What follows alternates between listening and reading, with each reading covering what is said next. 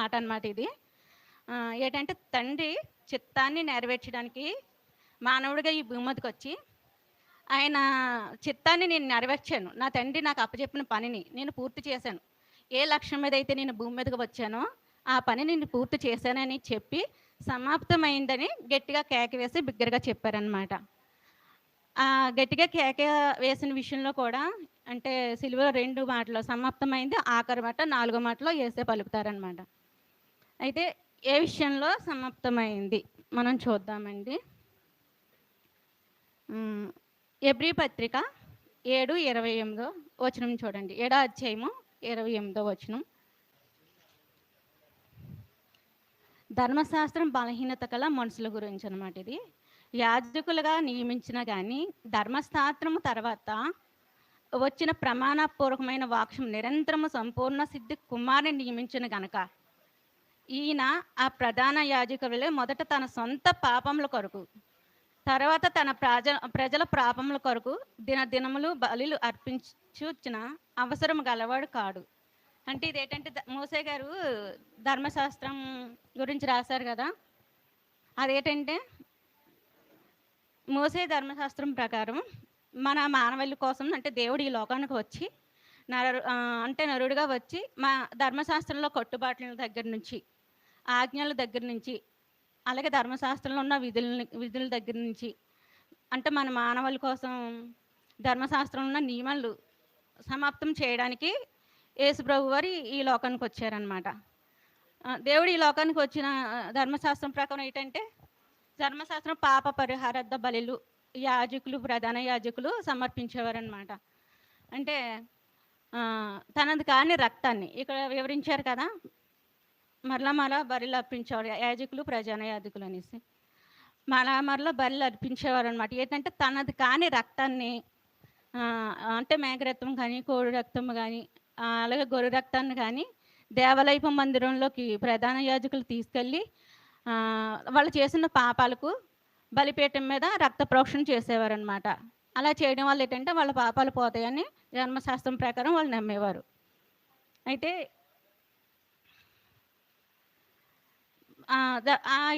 అదే బలిని కూడా ఎవరంటే ప్రధాన యాజకులు మాత్రమే అర్పించాలన్నమాట. యాజకులు ప్రధాన యాజకులు కదా, కానీ ప్రధాన యాజకులు కూడా పాప బలి అర్పించేవారన్నమాట. పాప బలి అర్పించిన తర్వాత వీళ్ళు పాపాన్ని ప్రాయశ్చిత్తం చేసుకున్న తర్వాత అక్కడున్న ప్రజల కొరకు కూడా అంటే మానవాళి కొరకు కూడా పాప పరిహారార్థ బలి ఇచ్చేవారన్న. ఆ పాపాలు ఏంటంటే శరీర రోగాల కొరకు, ఇంకా చెప్పాలంటే లేవే ఖండంలో ఉంటుంది పాత నిబంధన అంటే లేవే ఖండంలో పాత నిబంధనలు ఉంటుంది ఏంటంటే 12వ అధ్యాయంలో ఉంటుంది ఏంటంటే జననం అంటే పిల్లలు పుట్టడం అనమాట. మగపిల్లలు పుట్టినా ఆడపిల్లలు పుట్టినా కూడా పాప పరిహారార్థ బలి ఇచ్చేవారు. అలాగే రోగాలు అంటే మనకు తెలిసిందే పాత నిబంధన ప్రకారం కుష్టు రోగము, దాని నిమిత్తం కూడా పాప పరిహారార్థ బలి ఇచ్చేవారు అనమాట.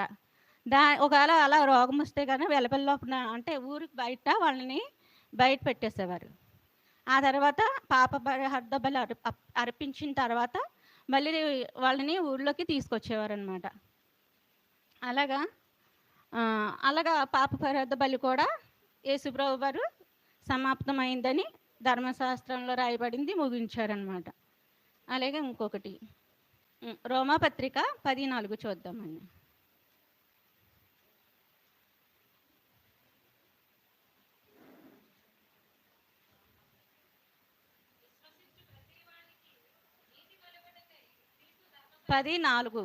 అదే ఉందా నీతి కలిగిటకై క్రీస్తు ధర్మశాస్త్రం సమాప్తి ఉన్నారనేది కదా, అదే కదా సమాప్తి విశ్వసించి ప్రతి వానికి క్రీస్తు ధర్మశాస్త్రం సమాప్తి అయి ఉన్నాడు. అంటే ధర్మశాస్త్రంలో ఏంటంటే దహన బలులను అవి అర్పించేవారు కదా దేవాలయంలోకి వెళ్ళి. అంటే దేవాలయానికి యాజకులు ప్రధాన యాజకులు మాత్రమే వెళ్ళేవారు.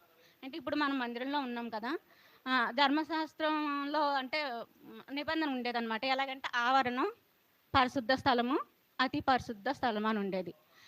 ఆవరణలోకి అయితే మానవాళి మొత్తం వెళ్ళేవారు, అంటే అక్కడ బయట ఉండాలన్నమాట. అదే పరిశుద్ధ స్థలానికి వచ్చేటప్పటికి యాజకులు మాత్రమే వచ్చేవారు. అదే అతి పరిశుద్ధ స్థలానికి వచ్చేటప్పటికి ప్రధాన యాజకులు మాత్రమే వెళ్ళేవారట. అయితే అతి పరిశుద్ధ స్థలంలోకి వెళ్ళినప్పుడు యాజకులైనా సరే ఏ పాపం లేకుండా, అంటే అతిక్రమం ఏమీ లేకుండా అన్నమాట. ఇంకా చెప్పాలంటే చెమట కూడా పట్టకుండా ఆ అతి పరిశుద్ధ స్థలంలోకి వెళ్ళాలంట. అలా పరిశుద్ధంగా లేకుండా వెళ్తే గనక దేవాలయంలో యాజకుడు చనిపోతాడనమాట, ప్రధాన యాజకుడు. అందుకని ఏం చేసేవారట, ప్రధాన యాజకులు నడుముకి గంట కట్టి, తాడు కట్టి దేవాలయం లోపలికి పంపించేవారంట. అలా పంపించినప్పుడు ఆ గంట కదిలినంత సేపు అక్కడ సేవకుడు సేవ చేస్తూ ఉన్నట్టు. ఒకవేళ గంట కదలకపోతే కనుక ఆయన చనిపోయినట్టు. కాబట్టి ఏం చేసేవారంట, ఒకవేళ గంట కదలకపోతే ఈ తాడు పట్టుకొని యాజకులు లోపలికి వెళ్తే చనిపోతారు కదా, బయటికి లాగేసేవారంట. అలాగా అంటే పాత ధర్మశాస్త్రం ప్రకారం అలా రాయబడి ఉంది కాబట్టి ఆ ఆ నియమాన్ని కూడా, ఆ నిబంధన కూడా యేసు మన కోసం సిలువలో ప్రాణం పెట్టడం తర్వాత ఏదైతే యాజకులకి అలాగే ప్రధాన యాజకులకి అడ్డుతార ఉందన్నమాట. ఆ అడ్డుతార చినిగిపోయి ఇప్పుడు మనం వెళ్ళకి దేవుడి ముందు, అంటే దేవుడు ఎదుటుండి మనం ఎలా ప్రార్థన చేయగలుగుతున్నామో ఇప్పుడు అంటే దేవుడు చనిపోయిన తర్వాత ఇప్పుడు మనకి ఆ సంబంధం కలిగి ఉన్నాం అనమాట. ఇప్పుడు ఈ బలిపీఠం ముందు మనం ఉండి దేవుడికి ఎదురుగా ఉండి ఆరాధించగలుగుతున్నాం. అదే పాత నిబంధన ప్రకారం అయితే అది లేదు. అంటే ఈ విషయంలో దేవుడు సమాప్తి అయి ఉన్నాడనమాట. ఇంకొకటి చూద్దాము. ఎబ్రీ పత్రిక 10వ అధ్యాయము 11వ వచనము అనమాట. అయితే అసలు పాప పరిహార బలి ఇచ్చేవారు కదా, ఇచ్చేవారు అంటే మరలా ఇచ్చేవారు, సంవత్సరం ఇచ్చేవారు. దీనికి పరిష్కారం అనేది పూర్తిగా అయితే లేదు, అంటే ఎప్పటికీ ఇస్తానే ఉన్నారు కదా. కానీ అలా మరలా చేయడం వల్ల పాపం పోక దానికి పరిష్కారం లేక వాళ్ళు కొంతమంది, అంటే యాజకులు కొంతమంది, దీనికి ఇంకో పరిష్కారం లేదా, దీని నుంచి మనం ఇంకా తప్పించుకోలేమా, ఈ కట్టడాలని నియమాలని నుంచి మనం బయటికి రాలేమా అని అనుకుంటూ ఉండేవారంట. అలాంటప్పుడు యేసుప్రభు ఎప్పుడైతే మన కోసం, మన పాపాల కోసం సిలువలో బలి అర్పించారో, అంటే ఎప్పుడు ఒక్కసారిగా మళ్ళీ అందులోనే ఎబ్రీ పత్రిక 10వ అధ్యాయంలో 12 చూద్దామండి. అవును, ఈయనైతే పాపాల నిమిత్తం సదాకాలం నుంచి ఒకే బలిని, అంటే వీళ్ళు ఏం చేసేవారు, మరలా ఇచ్చేవారు బలిలు. అంటే సంవత్సరం ప్రతి దినము ఇచ్చేవారు అన్నమాట. కానీ యేసుప్రభు ఈ లోకానికి వచ్చి మన పాపాల నిమిత్తం, మన శిక్షల కొరకు, అన్నిటి కొరకు ఒకేసారి శిలువలో ఆయన బలి అర్పించారన్నమాట. ఆయన పరిశుద్ధ రక్తాన్ని, నీతి రక్తాన్ని, అంటే నీతిమంతుడు కాబట్టి పరిశుద్ధ రక్తాన్ని సిలువలో బలి అర్పించారన్నమాట. అలా అర్పించడం ద్వారా ఏమైందంటే ఈ లేఖనాలు అలాగే ప్రవచనాలు నెరవేర్పు జరిగింది. అలాగే ధర్మశాస్త్రం మోసే గారు రాతపూర్వకంగా రాసిన ధర్మశాస్త్రం కూడా సమాప్తయి ఉందని చెప్పారన్నమాట. లాస్ట్గా ఇంకో మాట చూద్దామండి. యోహాను 17:4 అదనమాట. యేసుప్రభు వారు ఈ భూమి మీదకి ఎందుకైతే వచ్చారో, అంటే చాలా విషయాలు ఏంటంటే మనం నేర్చుకునే కొన్ని మాత్రమే. ఆయన ఈ భూమి మీదకి వచ్చి అంటే 33.5 సంవత్సరాలు ఉన్నారు కదా, అప్పుడు ఆయన మాదిరి ఉంచేయలేరన్నమాట. ఏవి చేయాలో ఏవి చేయకూడదో, ఎలాంటి పనుల్లో ఉండాలో, ఏది మంచిదో ఏది చెడ్డదో మనకు తెలియచేశారు. అలాగే క్రియల ద్వారా సిలువలోను తండ్రి చనిపోయాడు కదా, అలాగే సిలువలో కూడా మనకి చాలా అంటే క్రియల రూపంలో అనమాట. ఆయన చనిపోయి పాపం కొరకు, అలాగే ఆయన హింసించిన వారిని కూడా క్షమించమని ప్రార్థన చేయడం, ఇలా చాలా చేశారనమాట. ఇవన్నీ నెరవేర్చిన తర్వాత అంటే సమాప్తమైందని చెప్పారనమాట. అంటే అప్పుడు చెప్పారు, తండ్రి నువ్వు నాకు ఇచ్చిన పనిని నేను సంపూర్ణంగా నెరవేర్చి భూమి మీద నేను మహిమపరిచితిని, అంటే సమాప్తమైందని కేక వేసి ఆయన్ను మహిమపరిచి ఆయన ఆత్మను అప్పగించుకున్నారన్నమాట.